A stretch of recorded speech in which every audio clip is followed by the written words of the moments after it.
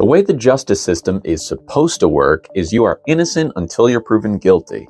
It's the job of the prosecution to prove to us that the defendant is guilty by supplying evidence that cannot be disputed. One way to do that is to get the defendant to admit guilt in a recorded confession. And if you're trying to prove a group of people did something, and each of those people confesses on tape, the case is sure to look like a slam dunk. However, in today's story, the prosecution did just that. They got recorded confessions from the defendants admitting to guilt, and the courts still got it wrong. This story has some disturbing content. We'll discuss sexual assault and other adult themes, and for those reasons, viewer discretion is advised. All right, let's get into today's story.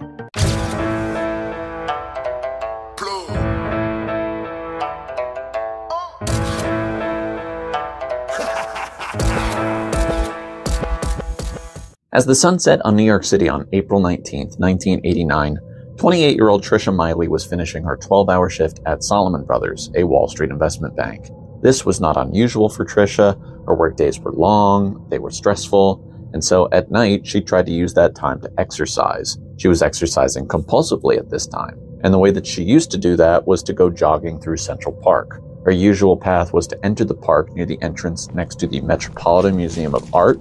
She would head north to 102nd Street from there, and then she would cross the park from the east side to the west side. That was her routine. That was what she liked to do. Now, in 1989, New York City looked very different, even in Central Park. Although not much has changed as far as the types of things there are to do in Central Park, it was not considered a safe place to be once the sun went down. At least that's how a lot of the city viewed it anyway. This was partly because the 80s were a dangerous decade when it came to drugs.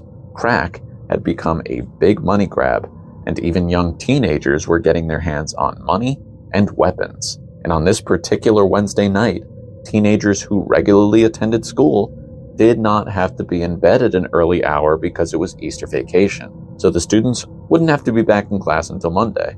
This probably wasn't a thought that would come to mind for someone like Trisha who had no children. So she left her Upper East Side apartment around 8:55 p.m. to go for her jog. Little did she know, she was actually being followed. Approximately 4.5 hours later, Trisha's body was discovered in a wooded part of Central Park around the 102nd Street crossing. She was badly beaten, had lost a ton of blood, her body was cold, she was more or less naked, bound, and gagged, and her skull had been fractured so badly that her left eye was dislodged from its socket. But she was still alive, and so she was taken to Metropolitan Hospital in East Harlem. Trisha was in critical condition. The doctors didn't see how she could realistically survive this. Not only did she slip into a coma, but doctors had also never seen someone in this kind of condition before. Her body was completely swollen. Her body temperature had dropped over 10 degrees Fahrenheit. Her family was told that if she ever did come out of the coma, she'd likely be in a vegetative state, which means she'd be awake but show no signs of awareness. They thought her life was pretty much over, and they were just waiting to call time of death. However, that's not what happened. 12 days later, Trisha came out of her coma. She was surrounded by flowers, some of which had been sent by Frank Sinatra, the famed singer whom she had never met before. She was unable to talk, she was unable to walk, she was unable to read. She was unable to remember anything that had happened. Police came to see her, hoping to get any sorts of answers from her as to what happened, but she was barely even able to hold up her own head, let alone recall the worst moment of her life. So, she would spend the next 7 weeks at that hospital before being moved to yet another hospital, where she would spend the next 6 months rehabilitating. During that 6-month rehabilitation, she was shown videotapes of teenage boys confessing to assaulting her. This was obviously very difficult for her to watch, but also difficult for her to verify. Again, she had no recollection of what happened on that April night, and these videos were not doing anything to trigger her memory. But in August, she agreed to testify in their trials. Now, the point of her testimony wasn't to provide any additional information against the teenagers. It was more to show the court the severity of what had happened that night. The prosecution thought it would be a good idea for the court to see the kind of condition this mystery woman was in.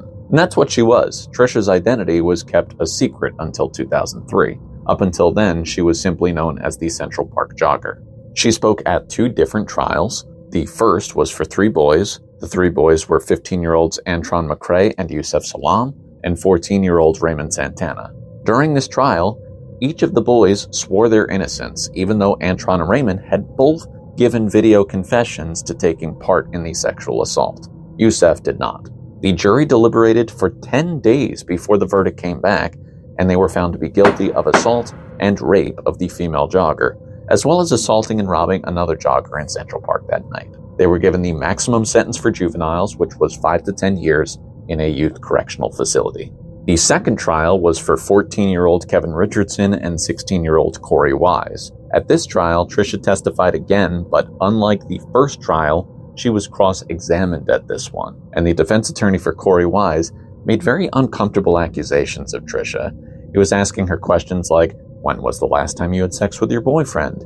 If she had ever been assaulted by men in her life before. The whole thing felt icky. And perhaps the jury felt that too, because Korey got the worst sentencing of everybody. But that was actually because he was being tried as an adult. Korey was given 5 to 15 years in an adult prison, while Kevin was given 5 to 10 at a juvenile facility. The trials were over. The police, the people of New York, they were all happy to see that these boys were off of the streets. This story had reached national news status, and this was for a few reasons, but the big one was because this was an interracial crime in the most famous park in the country. Here you had this successful, young, intelligent white girl who lived on the Upper East Side and was working on Wall Street, and then you have 5 black and Hispanic teenagers who came from Harlem or the Bronx, causing mischief, outwardly beating people trying to enjoy their night. Of course, this was how America was going to react, and all the while, these boys cried their innocence. But in what world would a person watching the news or reading the paper simply change their opinion about what happened because these teenage boys were crying that the attorneys and police were lying and that they really hadn't done anything wrong? Raymond Santana was released in December of 1995. Antron McCray was released in September 1996. Youssef Salaam was released in March 1997. Kevin Richardson was released in June 1997. All of them released before the 10 years were up due to good behavior. That didn't mean that they weren't still claiming to be innocent. Only Korey Wise remained in prison. He was being held at the Auburn Correctional Facility in upstate New York. While at this prison, Korey got into a little bit of an altercation with another inmate named Mateus Reyes. Something over TV, something stupid, but the two of them knew each other. Mateus was serving a sentence of 33 years to life for a series of rapes, murders, and robberies. And even though he had this sense of evil in him, he could see that Korey was not the same. Korey was this soft-spoken guy. He had grown up in the prison system, but was more or less the same teenager that had been sent here in the first place. And Mateus approached Korey one day to apologize to him. Korey is thinking that Mateus is trying to apologize for their altercation over the TV, so he's saying, it's no big deal, it was stupid, let's just move past it. It's not like either of us is getting out of here anytime soon. Little did Korey know, that was about to change.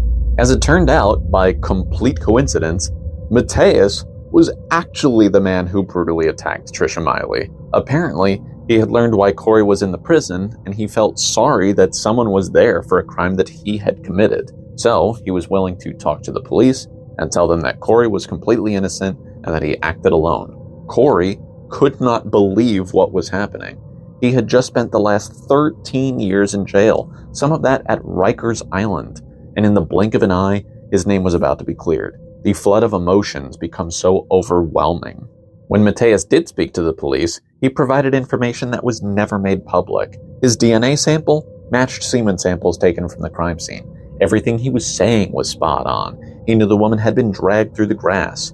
He knew that his ring had left an impression on her face. It was all coming together. A motion was made in December 2002 to vacate the convictions of the 5 boys and dismiss all of their charges. And 2 weeks later, it was official. These boys were exonerated. It was a Merry Christmas for them all that year. But the question now becomes, how did the justice system fail so badly here? What really happened? Well, let's go back to April 19th, 1989. As I mentioned earlier, this was a Wednesday night in the middle of Easter vacation. These 5 boys did not know each other exactly, except for Korey and Youssef. Kevin lived in the same building as them, so they likely saw each other from time to time, but that was it. On that night, each of them was doing their own thing, whether that was getting Kennedy Fried Chicken, playing a game of basketball, or just sitting around minding their own business. But around 9 p.m., this big group of teenagers, like 30 kids, all started entering Central Park at the same time, right around the northeast entrance by the Harlem Mirror. Curiosity got the best of all 5 of these boys, and they all became part of this mob of teenagers. They did know some of them, maybe not a lot of them, but enough of them where they felt safe joining in the crowd. You need to understand that 3 of these boys lived right across the street from Central Park. It was like their backyard. It always felt like an okay place to be. The teens would start to roughhouse and horseplay with each other. They would tackle each other and beat on each other, but nothing crazy, just typical teenager stuff. However, that playful violence quickly evolved into real violence. Now, it's important to note that the northern part of Central Park is a lot different than the southern, more popular parts of the park. The northern section of the park is much less attraction-based. It's more like a wooded park filled with trees and little waterfalls and bike paths. People would ride their bikes through all hours of the night, and on this particular night, a number of different bike riders would attempt to bike through this little section where all of these teenagers were fighting with one another, and these teens began to turn the violence on the bikers. It started with pushing and throwing punches in attempts of robbing the bike riders. A man who was just walking through the park with some food and a beer had his bottle broken and turned on him. His food was stolen. And some of these pedestrians were getting beaten badly. The 5 boys all kind of just stood in astonishment of what they were witnessing. They weren't partaking in the attacks. They were kind of just frozen in place like, is this really happening right now? None of these 5 boys had ever been in trouble before. None of them had a record. They were good kids. So when it felt like the appropriate time, their goal was just to get out of the park. But rather than try to escape through the violence and towards police sirens, they continued south into the park and headed for the reservoir. Between 9:25 and 9:50, a number of different joggers were attacked, robbed, beaten with pipes and sticks. One was beaten so badly that he was described as having looked like he was dunked in a bucket of blood. Some of the victims were able to escape the mayhem, and they reached call boxes so they could alert authorities. And then the police made their way to the park. All of the boys began to scatter in every direction, and a number of them were in fact picked up by the police. 2 of those boys picked up were Raymond Santana and Kevin Richardson. The police got to them around 10:15 p.m., so they were arrested and interrogated. Now, at this point, all the police know about is the assaults. They know some bikers were attacked, they know some joggers were beaten, and they know it was from a lot of different teenagers. They know there's plenty of people still at large, too. Kevin and Raymond's families have been notified, they've come to the police station, and they're told that the boys are still being questioned, but it's only a matter of time before they're released, and they'll likely have to appear in family court. But at no point were these teens made aware of their rights. At no point did the families ask to speak to a lawyer. They were given minimal information about what was going on. The boys were kept for a few hours, and paperwork may or may not have been in the works to get them released from the station, but that all changed when Trisha Miley's body was discovered. This woman looked like she had been left for dead. She was bound, gagged, naked. She had been in outdoor temperatures around 53 degrees Fahrenheit for at least 3 hours. She was badly beaten. And so the officers called to the scene, forwarded that information along to the precinct and said, hey, you may want to keep those boys there. We're not positive that she's going to make it. In fact, they were pretty sure she was going to die. So now these conversations with the boys became more intense. The officers were getting right up in their faces saying, when were you going to tell me about the woman? And Kevin and Raymond, who are in separate rooms, they're both like, what woman? I don't know what you're talking about. And these officers got right up in their faces. Remember, these are boys, not men. Teenage boys. Non-white teenage boys. And they had these officers, at some point, 6 of them in the room, berating them for not telling the truth. Their spit getting on their faces. They wanted names. They wanted details. But the truth was that these boys didn't have any details to give. They weren't involved. Their only crime that night had been hopping a turnstile on the subway when trying to run away. And after hours and hours of this, the boys started to wear down. They were exhausted. We are well into the early morning at this point, and the only thing these boys want is to go home. By the time the sun came up, 2 other boys had been identified and arrested. They were Yusef Salam and Antron McCrae. Corey Wise was not on the list of people the police were looking for, but because he was with Yusef when the police came asking questions, he accompanied him to the precinct as a friend. Little did he know that he would not be going home until 2002. Now, none of these initial interviews were recorded, so we don't know what was said, we don't know what tactics were used other than what the boys claimed happened years later. But by the looks of it, the police began to turn the boys against each other. They would say things like, look, we know you didn't do it, but this other kid is saying that you did it, but we know that he did it. And then they would show a picture of Kevin Richardson, who had this scar on his face that was supposedly left by this woman. Meanwhile, according to Kevin, the mark on his face was made by an officer during his arrest, but he was shouted at for even suggesting that such a thing could happen.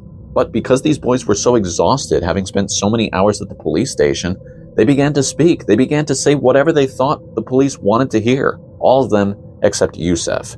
Yusef Salaam refused to speak after his mother intervened and told him not to. But unfortunately, he had already implicated himself by the time she said anything to him.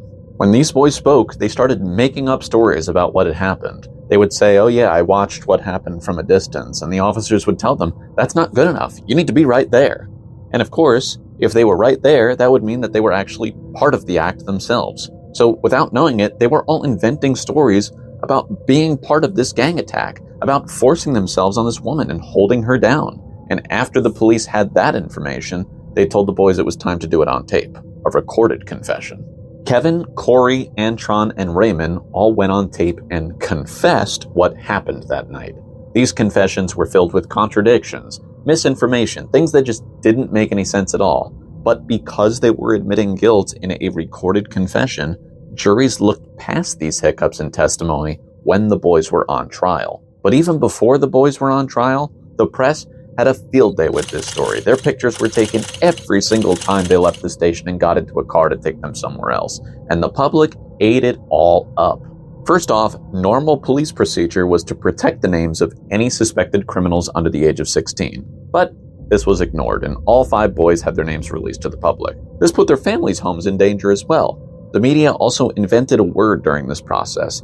It was called wilding. The news channels and papers loved to use the word wilding. It referred to teenagers rampaging in wolf packs to cause mischief for the fun of it. They had supposedly taken it from testimony given by somebody, but nobody ever remembers saying it, mostly because it's a made-up word. It wasn't a word that any of them had ever used or heard before, and now the whole country knew it. They were afraid of teenagers that might be wilding on a street near them. It also seemed like everybody had an opinion on this, and of course these opinions all came from people who weren't there. People who didn't want to let the judicial system do what it was supposed to do.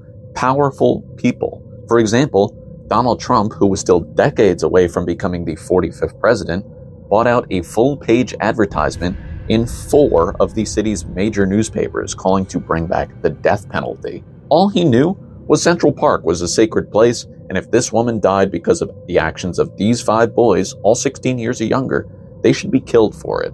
He was calling to kill 5 teenagers before a trial had even taken place. Now remember, all of this press came before a trial date. Imagine trying to find an impartial jury when less than 10% of any reporting ever done on the case used the word alleged. These boys were guilty from the minute this unnamed white girl was fighting for her life. When the boys watched their testimonies in court, some of them could not believe what they had said in front of a camera.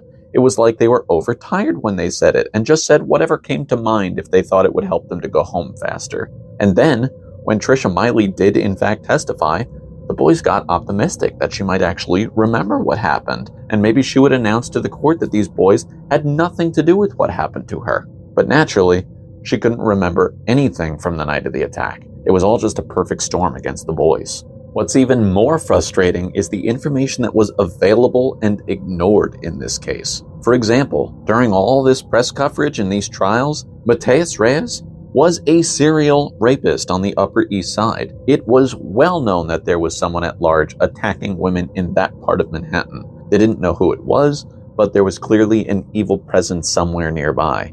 When was he arrested, you ask? During this trial. Semen samples taken from Trisha Miley and nearby clothing did not match any DNA samples from the 5 boys. Nobody thought to check Reyes' samples to see if there was a match. In their confessions, it was clear that they had no idea where the attack had even taken place. And on top of that, a timeline had been established throughout the night of where the boys had been and where Trisha Miley had been attacked, and they were in completely different sections of the park. It should have been not probably impossible, but definitely impossible for them to have been present at the attack site. None of this mattered. The confessions trumped everything. Now, as we already know, all of these boys were found to be guilty on a number of charges. Throughout this entire process, Antron McCrae's father disappeared. He just packed up and left. It wasn't until Antron was actually in juvenile prison that he even heard from his father again. And when he was released, his father was living with his mother again, but Antron never forgave him for abandoning them. He moved to Maryland and became a forklift operator. Corey Wise, who really seemed to be hit the hardest by everything that happened since he did the most time and was in an adult prison, he remained in New York City. In fact, he was the only one to do so. He even worked as an office cleaner for Reverend Al Sharpton. Raymond Santana couldn't find a job and resorted to selling drugs and was arrested again for doing just that. He was given a stronger sentence for being a repeat felon, but was released in 2002 after it came to light that he was not involved with the attack on Trisha Miley. He worked alongside Kevin Richardson and Yusef Salaam as advocates to reform New York State's criminal justice practices. The issue of false confessions has been studied a lot closer since this case. Juveniles have been found to be far more likely to make a false confession than an adult. The public looks at these teenagers, now grown men, in a completely different way. They were known as the Central Park Five. Yusef Salaam actually became a board member for the Innocence Project, which is this nonprofit organization that looks to exonerate individuals who have been wrongfully convicted through DNA testing. They also work to reform the criminal justice system. He was awarded a Lifetime Achievement Award from President Barack Obama in 2016. And just at the beginning of November 2023, Yusef Salaam officially won New York City Council's 9th district seat, which governs over Harlem and smaller portions of nearby neighborhoods. The Central Park Five also received a $41 million settlement from the city, but they've said that no amount of money can replace the years of their lives that they spent incarcerated. As for Trisha Miley, she made a full recovery and even ran the New York City Marathon in 1995.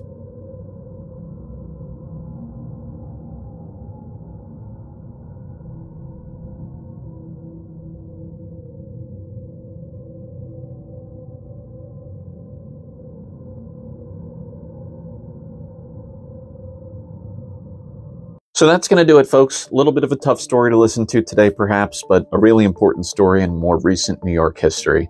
If you like learning about the stories that make New York what it is today, then make sure you like the video and subscribe to the channel. And I'll be sure to catch you all on the next one. Deuces, kids.